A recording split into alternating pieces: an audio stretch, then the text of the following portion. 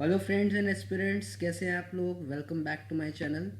So in this particular session we are going to discuss fillers. Dear aspirants, आज हम discuss करेंगे fillers which are very important from examination point of view. So discuss करते हैं। आपको बहुत चीज़ें जानने को मिलेंगी। फर्स्ट ऑफ ऑल, आप अपना कॉम्प्रीहेंशन इम्प्रूव करेंगे, आप वोकेबलरी को इम्प्रूव करेंगे, आप अपने ग्रामेटिकल कंसेप्ट्स को इम्प्रूव करेंगे जब आप फिलर्स कर रहे होंगे। So in this particular session I am going to take 20 fillers with you. ठीक है, तो शुरू करते हैं without wasting any time. First is God is dash. आपको बताना है, सेंटेंस को समझना है और बताना है गॉड के बारे में क्या बताया जा रहा है। God is dash. इमानेंट का मतलब क्या होता है? इमानेंट का मतलब होता है omni present, someone or something which is present everywhere, that is omnipresent. Let me write it down. इसे लिखते हैं एक बार। Let me take a pen. Omnipresent, OMNIPRESENT, omnipresent. Immanent का मतलब omnipresent होता है, और you can say ubiquitous, UBIQUITOUS, ubiquitous. Something which is present everywhere is इमनेंट। God सर्वत्र है, सब जगह पर है, तो क्लियर होना चाहिए। God is mortar. मोर्टल का मतलब नश्वर नहीं, इमोर्टल होता तो सही होता। इमोर्टल का मतलब जिसे मारा नहीं जा सकता, जो अमर है। और जो अमर नहीं है, जिसका विनाश होना तय है, उसे बोलते हैं मोर्टल।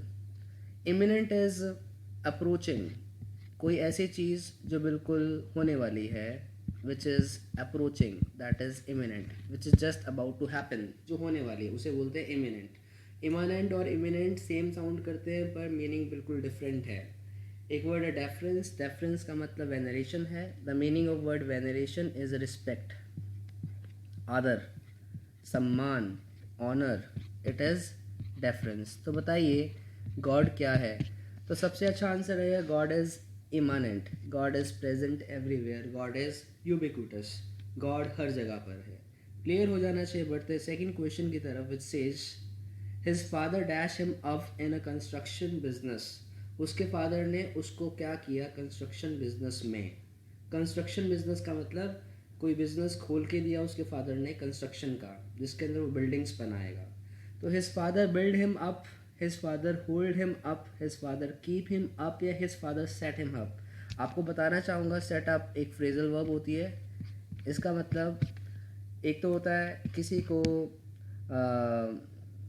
डिसीव करना, ट्रिक करना। डिसीव का मतलब धोखा देना, मतलब किसी बंदे को फंसा देना। That is to set someone up. मतलब किसी ने मर्डर किया और उसका इल्ज़ाम किसी बंदे पर लगा दिया, उसे फंसा दिया, टू सेट हिम अप होता है। और दूसरा होता है to set up a business, किसी बिजनेस को सेटअप करना, लॉन्च करना, टू स्टार्ट अ बिजनेस। तो यहाँ पर उसके फादर ने उसे एक बिजनेस सेटअप करके दिया होगा, स्टार्ट करके दिया होगा, तो आंसर क्या आएगा? सेटअप। तो सेटअप के दो मीनिंग हैं, क्लियर हो जाने चाहिए। एक फंसा देना और दूसरा किसी बिजनेस को लॉन्च करना। आंसर आएगा डी। फर्स्ट का आंसर आएगा गॉड इज इमानेंट। बढ़ते हैं क्वेश्चन नंबर थर्ड की तरफ। ये बोलता है ही कुड एक्सेल, वो एक्सेल कर पाया। एक्सेल का मतलब आगे बढ़ पाया इन board exams only after dash very hard. अब देखो, कुड का इस्तेमाल पास्ट में भी करते हैं अगर एबिलिटी की बात हो, और कुड का इस्तेमाल पॉसिबिलिटी की बात हो तो फ्यूचर के लिए भी किया जाता है। If we are talking about possibility, यहाँ पर पॉसिबिलिटी की बात हो रही है, संभावना की बात हो रही है। कह रहा है कि वो एक्सेल कर सकता है बोर्ड एग्ज़ाम्स में, बोर्ड एग्ज़ाम्स में आगे बढ़ सकता है, अच्छे से परफॉर्म कर सकता है उसमें, only after dash very hard. किस चीज़ को करने के बाद? ठीक है, कॉन्टिन्यूइंग। कॉन्टिन्यूइंग का मतलब जारी रखना। क्या जारी रखना ये पता नहीं है, तो it can not be your answer. Functioning very hard, no. Function का मतलब काम करना, टू परफॉर्म समथिंग, और something is not written here, तो ये नहीं हो सकता। Only after learning very hard. Learning का मतलब नई नई चीज़ों को जानना होता है, नई नई चीज़ें जानने के बाद वो कर सकता है। टॉयलिंग का मतलब वर्किंग हार्ड। टॉयलिंग का मतलब होता है working hard. To work hard is toiling, working hard. अगर वो लड़का अच्छे से मेहनत करेगा तो डेफिनेटली बोर्ड एग्ज़ाम्स को पास कर सकता है और बोर्ड एग्ज़ाम्स में अच्छा परफॉर्म कर सकता है। तो आपका आंसर आएगा option number D, that is toiling. Clear हो जाना चाहिए। बढ़ते हैं आगे। तो टॉयल का मतलब मैं आपको बता दूं, टॉयल का मतलब होता है वर्क।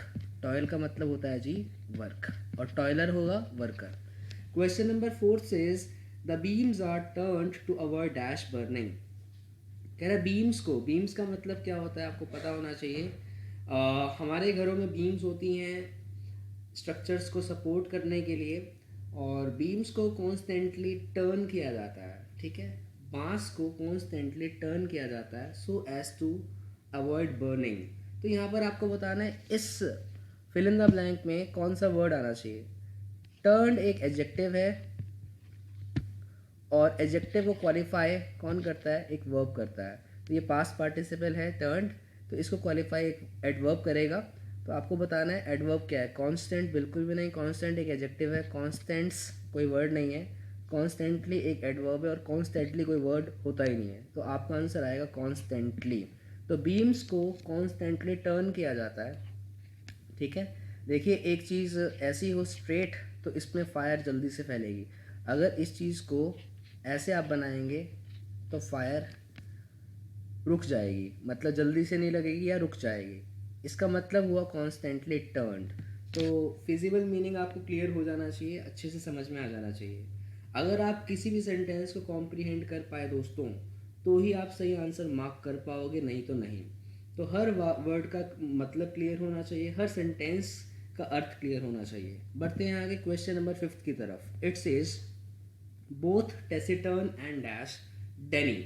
डेनी की यहाँ पर दो विशेषताएं बताई गई हैं, एक तो वो टेसिटर्न है और दूसरा क्या है वो पूछा गया है। इन ऑप्शंस में देखिए आपको बताना पड़ेगा। Danny seldom spoke and never spent money. Danny ना के बराबर ही बोलता है और कभी भी पैसा वो खर्च नहीं करता। तो डेनी की दो चीज़ें एक्सप्लेन की गई हैं आगे। डेनी सेल्डम स्पोक, डेनी ना के बराबर ही बोलता है, और दूसरा है डेनी नेवर स्पेंट मनी, और डेनी बिल्कुल भी पैसा स्पेंड नहीं करता। इसका मतलब वो कंजूस है। तो टेसिटर्न का अर्थ मैं आपको बता दूं, टेसिटर्न का मतलब होता है कम बोलने वाला। तो एक तो मीनिंग ये क्लियर है, और दूसरा मीनिंग जो फिल इन द ब्लैंक में है वो लिखा हुआ है नेवर स्पेंड मनी। तो इन चारों ऑप्शंस में से ऐसा कौन सा वर्ड है जो पैसा खर्च नहीं करता, वो इस ऑप्शन में यहाँ पर अप्रोप्रिएट हो जाएगा। वेरी का मतलब होता है डबियस डिस्ट्रस्टफुल, एक ऐसा इंसान जिस पर आप ट्रस्ट नहीं कर सकते, जिस पर आप हमेशा डाउट करते हैं। चीप का मतलब बहुत सस्ता, डिस्क्रीट का मतलब वाइज बुद्धिमान, और माइजरली का मतलब फ्रूगल दैट इज कंजूस। तो डेनियल या डेनी बिल्कुल भी पैसा खर्च नहीं करता, इसका मतलब miserly is going to be the right answer to this question. समझ में आ जाना चाहिए। आपने कैसे समझा इसे, यहाँ पर टेसिटर्न और माइजरली ये दोनों क्वालिटीज़ हैं, और ये दोनों क्वालिटीज़ आगे एक्सप्लेन्ड है। डेनियल या डेनी सेल्डम स्पोक, वो ना के बराबर बोलता है, तो टेसिटर्न हो गया, और दूसरा नेवर स्पेंड मनी, इसका मतलब माइजरली। तो miserly is the right answer, और माइजरली का जो सिनोनिम रहता है वो फ्रूगल रहता है, ठीक है। बढ़ते हैं आगे। Question number 6 is Anamika has dashed with a failure in English examination thrice. Anamika ने 3 बार फेस किया इंग्लिश एग्जामिनेशन में फेलियर को, मतलब 3 बार वो फेल हुई इंग्लिश एग्जामिनेशन में। आपको बताना है यहाँ पर ऐसा कौन सा वर्ड लिखे जिसका मतलब हो हासिल होना। तो अनामिका हैज़ कॉट, कॉट का मतलब होता है पकड़े जाना, बिल्कुल भी गलत है। Anamika has gone with, gone का मतलब जाना, गॉट का मतलब हासिल करना होता है, और मेट विद का मतलब टू हैपन। तो मेट विद, देखो गॉट विद नहीं होगा, गॉट अ फेलियर, तो गॉट के साथ विद का इस्तेमाल नहीं करेंगे आप मेट के साथ विद का इस्तेमाल कर सकते हैं। इसका मतलब होता है टू हैपन, होना। तो अनामिका के साथ क्या हुआ, अनामिका के साथ 3 बार इंग्लिश में फेल होना हुआ। तो मीट के साथ जब विद का इस्तेमाल किया जाता है, इसका मतलब होता है हैपन, होना। वैसे मेट के साथ आप विद का इस्तेमाल नहीं करते हैं, जैसे मैंने बोला she met me yesterday, she met me yesterday. अब वो मुझसे मिल रही है, मेरे साथ हो नहीं रहा कुछ भी, वो मुझसे मिल रही है, तो वो मुझे फिजिकली मिली। अगर वो मुझसे मिल रही है तो आप यहाँ पर विद का इस्तेमाल नहीं करेंगे। But if I am talking about to happen, उसके साथ होना, तो उसके साथ आप मेट के साथ क्या लगाएंगे, विद का इस्तेमाल कर सकते हैं। तो क्वेश्चन नंबर 6 का आंसर रहेगा D. Question number 7 says I shall dash her if she apologises to me for her misbehaviour. मैं उसको क्या करूँगा, अगर वो मेरे पास आ जाएगी अपने मिसबिहेवियर के लिए माफ़ी मांगने, अगर वो मुझसे माफ़ी मांग लेगी तो मैं उसे छोड़ दूंगा, मैं उसे क्षमा कर दूंगा। तो क्षमा करने के लिए कौन सा वर्ड है?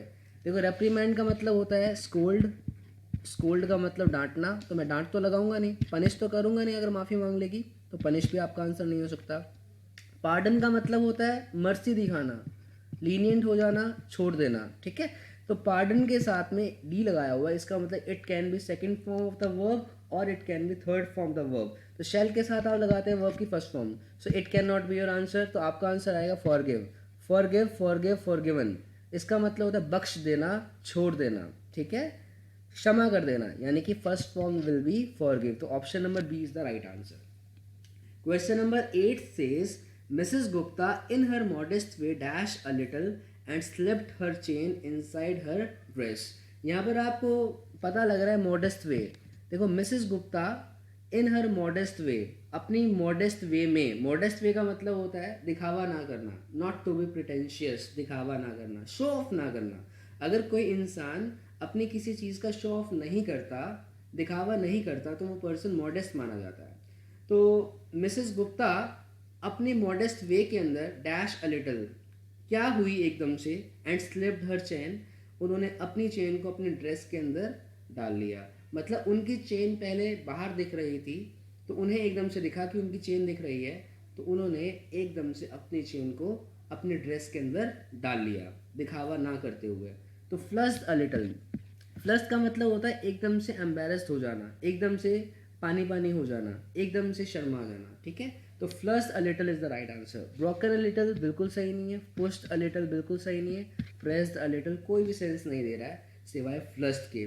सो आंसर क्या आएगा? Flushed a little. Question number 9 is, onions grow in dash in this part and hence they are always cheap here. Onions को कैसे उगाया जाता है इस पार्ट में, इसलिए वो बहुत ही ज़्यादा सस्ते हैं।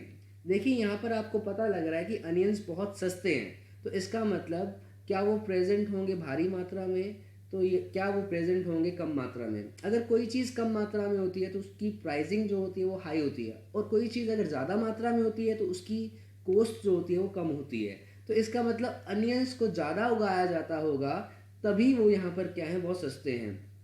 तो डिमांड बिल्कुल भी नहीं, अगर ज़्यादा डिमांड होती तो डेफिनेटली प्राइजेस जो होते हैं वो बहुत ज़्यादा महंगे होते हैं, हाई होते हैं। डियर्थ का मतलब कमी, कमी नहीं होगी अनियंस की। अबंडेंस या एक्सेसिव, अबंडेंस एक नाउन है और एक्सेसिव एक एडजेक्टिव है। जैसे मैं बोलता हूँ excessive population, excessive population, excess population नहीं, एक्सेसिव पॉपुलेशन। तो यहाँ पर पॉपुलेशन क्या है दोस्तों? पॉपुलेशन एक नाउन है और एक्सेसिव क्या है? एक एडजेक्टिव है। तो बताइए इस फिल इन द ब्लैंक में किस चीज़ की रिक्वायरमेंट है? इन एक प्रेपोजिशन है और प्रेपोजिशन के बाद में एक आता है ऑब्जेक्ट। प्रेपोजिशन के बाद में क्या आता है? एक ऑब्जेक्ट आता है। और प्रेपोजिशन के बाद में अगर ऑब्जेक्ट आएगा स्टूडेंट्स, तो बताओ ऑब्जेक्ट क्या होता है? या तो नाउन या तो प्रोनाउन।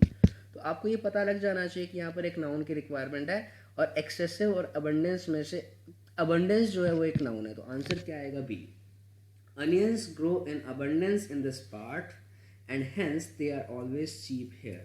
तो क्लियर हो जाना चाहिए। बढ़ते आगे क्वेश्चन नंबर 10 की तरफ। It says they had to face a lot of dash because of their disgraceful action. यहाँ पर आपको जो पता लग रहा है इस स्टेटमेंट से कि उनको किस चीज़ का सामना करना पड़ा। फेस करने का मतलब सामना करना पड़ा, क्योंकि उनका एक्शन जो था, उनका काम जो था वो डिसग्रेसफुल था।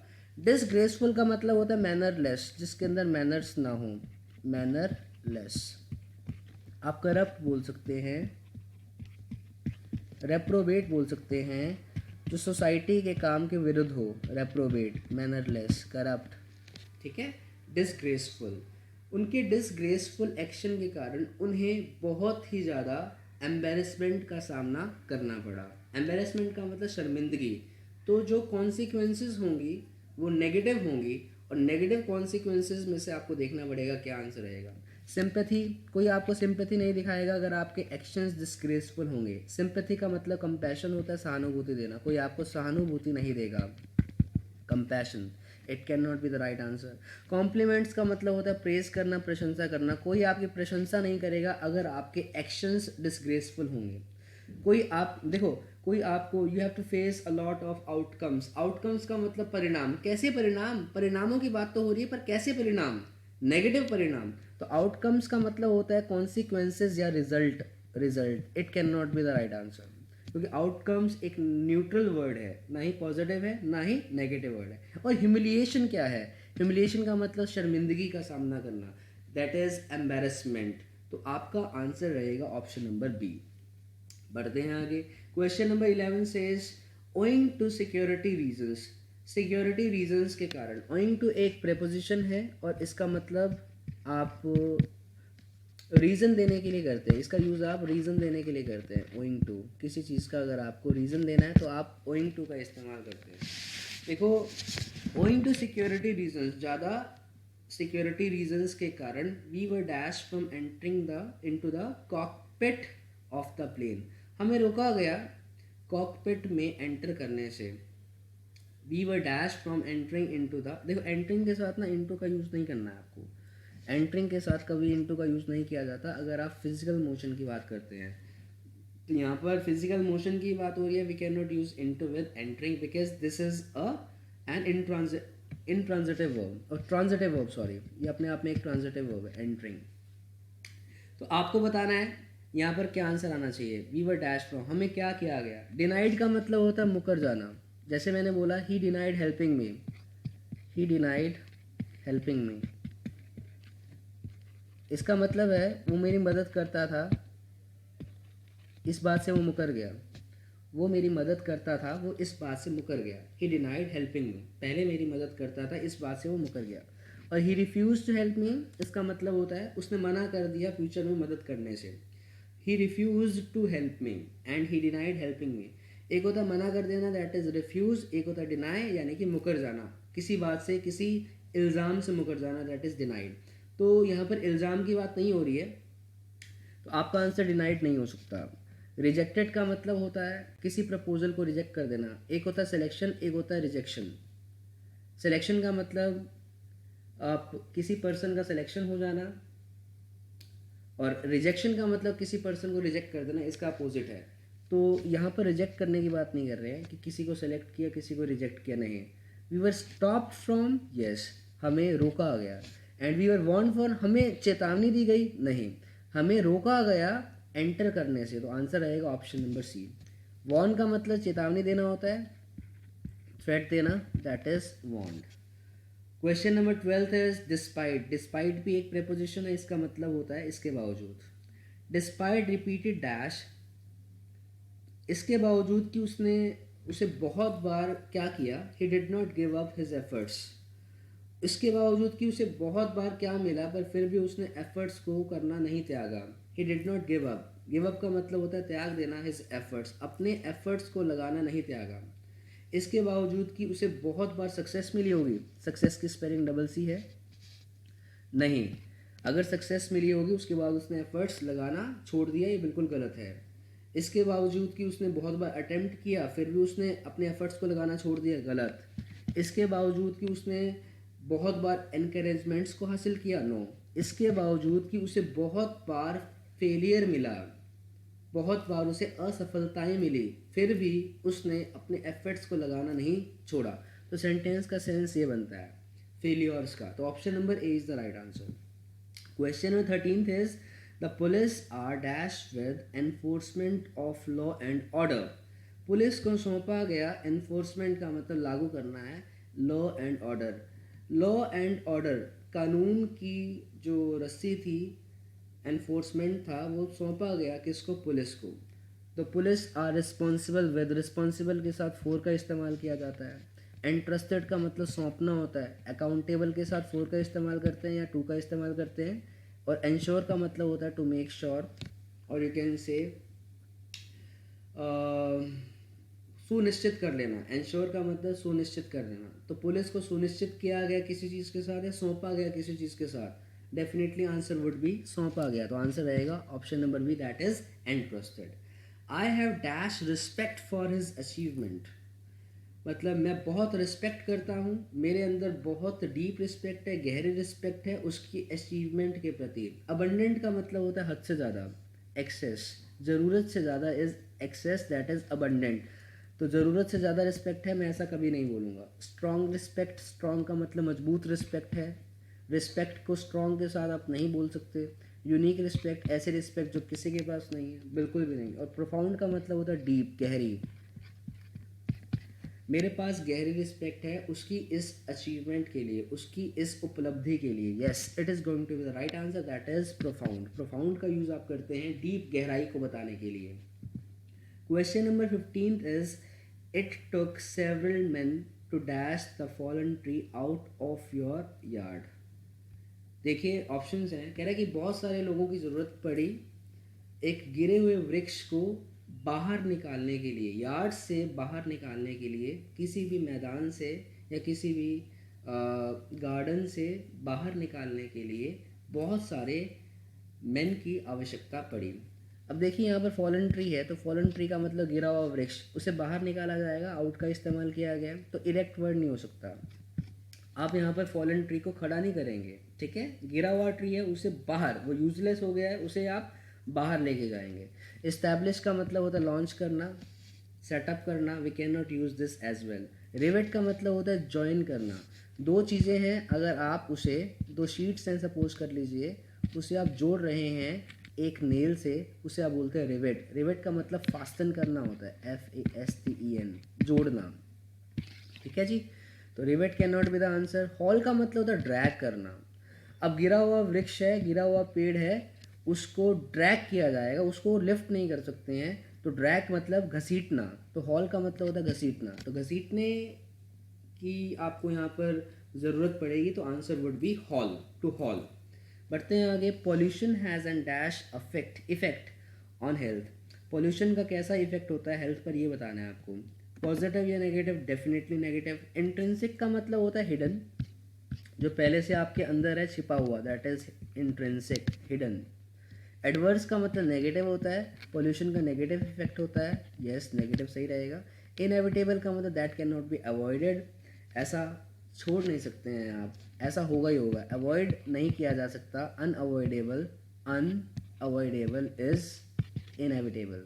एक्टिव का मतलब बिल्कुल कॉशियस, चौकन्ना। तो आपको बताना है इस क्वेश्चन में आपका आंसर क्या रहेगा। पॉल्यूशन हैज़ एन एडवर्स यानी कि नेगेटिव इफेक्ट। ये इफेक्ट जो है नाउन है, और नाउन की क्वालिटी बताने वाला वर्ड एडवर्स यहाँ पर एडजेक्टिव है। बढ़ते हैं आगे क्वेश्चन नंबर 17 की तरफ। It says they wasted all the money on purchase of some dash items. अब उन्होंने पैसा वेस्ट कर दिया है, तो पैसा वेस्ट किस चीज़ पर किया जाएगा, अच्छी आइटम्स पर या बुरी आइटम्स पर। यदि मैं बोलता हूँ कि मेरा पैसा वेस्ट हो गया, इसका मतलब मैंने बुरी आइटम्स खरीद ली, अच्छी आइटम्स तो खरीदनी होंगी। तो यहाँ पर excellent can not be the answer. Important बिल्कुल भी नहीं हो सकता। सिग्निफिकेंट का मतलब इंपॉर्टेंट होता है, और ट्रिवियल का मतलब होता है तुच्छ, पेटी, PETTY, जिसकी ज़्यादा वैल्यू नहीं है। तो आपका आंसर रहेगा इसका option number D, that is trivial, पेटी। तो हमने सारा पैसा वेस्ट कर दिया ट्रिवियल आइटम्स की खरीद पर। बढ़ते हैं आगे। क्वेश्चन नंबर 18 से इज द जज यूज हिज डैश। जज ने अपनी किस खूबी का इस्तेमाल किया इन सेटलिंग द मैटर, मैटर को सेटल करने में। जज यूज, अब देखो जज करना यानी कि डिसर्नमेंट बोलते हैं इसे, DISCERNMENT। डिसर्नमेंट एक खूबी है, एक क्वालिटी है जज करने की। जब आपके पास क्वालिटी होती है किसी को जज करने की, आप अच्छे डिसीजंस ले सकते हैं, आपके अंदर अच्छी डिसीजन मेकिंग है, that is you are using your discernment और डिस्क्रिशन। डिस्क्रिशन का मतलब होता है अपनी बुद्धि का इस्तेमाल करना एक अच्छा जजमेंट देने के लिए। तो जज अपनी डिस्क्रिशन यानी कि डिसर्नमेंट का यूज़ करेगा मैटर को सेटल करने के लिए। टेक्टिक्स का मतलब होता है नीतियाँ। टेक्टिक्स का मतलब छुपी हुई नीतियों का यूज़ करना। यहाँ पर कोई गुरिल्ला टेक्टिक्स की बात नहीं हो रही है, यहाँ पर कोई कॉन्स्पिरेसी की बात नहीं हो रही है, तो we can not use tactics here. No का मतलब सिंपली जानना होता है, और बायस का मतलब होता है प्रेजुडाइज। प्रेजुडाइज का मतलब होता है पक्षपात करना, इंक्लिनेशन दिखाना, किसी की तरफ झुकाव होना। तो जज झुकाव की बात नहीं हो रही है यहाँ पर सेंटेंस में, तो अपनी डिस्क्रिशन का यूज़ करेगा इस मैटर को सेटल करने के लिए, that is discretion is the right answer. इसका मतलब जजमेंट का इस्तेमाल करना। Question number 19 says in spite of repeated instructions, इसके बावजूद कि बहुत ज़्यादा इंस्ट्रक्शंस को रिपीट किया गया, ही dash the same mistakes. In spite of repeated instructions, bar bar instructions को रिपीट करने के बावजूद भी उसने सेम मिस्टेक्स दोहराई। तो आपको बताना है दोहराने के लिए क्या आंसर रहना। इमिटेट का मतलब होता है कॉपी करना, किसी की हूबहू नकल उतारना, ये गलत है। एग्जिबिट का मतलब शो करना, किसी चीज़ को शो करना, सामने दिखाना, गलत है। करेक्ट्स गलत है। कमिट्स का मतलब मिस्टेक्स करना। मेक या कमिट एक ही बात है, मिस्टेक्स के साथ कमिट का यूज़ भी किया जा सकता है और मेक का इस्तेमाल भी किया जा सकता है। Option number A is the right answer. According to some people third world war is dash, कह रहा है कुछ पीपल की अगर माने तो थर्ड वर्ल्ड वॉर होकर ही रहेगा। इज़ नटोरियस, नटोरियस का मतलब कुख्यात, ये पर्सनैलिटीज़ के लिए यूज़ किया जाता है। तो थर्ड वर्ल्ड वॉर की बात हो रही है यहाँ पर, we can not use notorious, एक ऐसा इंसान जो कुख्यात है, बुरे कामों के लिए जाना जाता है, दैट इज़ नटोरियस। इनफेमस बोल सकते हैं आप, इनफेमस, इनफेमस जाना तो जाता है पर पूरे कामों के लिए, that is notorious. Anti social, anti social में सोसाइटी के खिलाफ होगा। थर्ड वर्ल्ड वॉर सोसाइटी के खिलाफ होगा, यस सोसाइटी के खिलाफ तो होगा, पर यहाँ पर देखते हैं कुछ लोगों के अनुसार थर्ड वर्ल्ड वॉर सोसाइटी के खिलाफ होगा, ये तो सभी के लिए ही होगा ना, तो ये आपका आंसर नहीं हो सकता। डबियस का मतलब डाउटफुल होता है, होगा या नहीं होगा कुछ नहीं पता है। इनएविटेबल का मतलब इसे अवॉइड नहीं किया जा सकता। कुछ लोग ये कहते हैं कि थर्ड वर्ल्ड वॉर होकर रहेगा, इसे अवॉइड नहीं किया जा सकता। Yes, unavoidable is the right answer, यानी कि इनएविटेबल। तो option number C is the right answer to this question. तो स्टूडेंट्स आज हमने डिस्कस किए 20 फिल इन द ब्लैंक्स, जिसके 4 ऑप्शंस थे, सारे डिफरेंट ऑप्शंस थे, फुल ऑफ वोकैबलरी और काफ़ी ज्ञान था इन सारे के सारे क्वेश्चंस के अंदर। आई होप ये सेशन आपको पसंद आया होगा। मिलते हैं नेक्स्ट सेशन में बहुत ही जल्दी, तब तक के लिए अपना ख्याल बहुत बहुत रखें। Thank you very much class.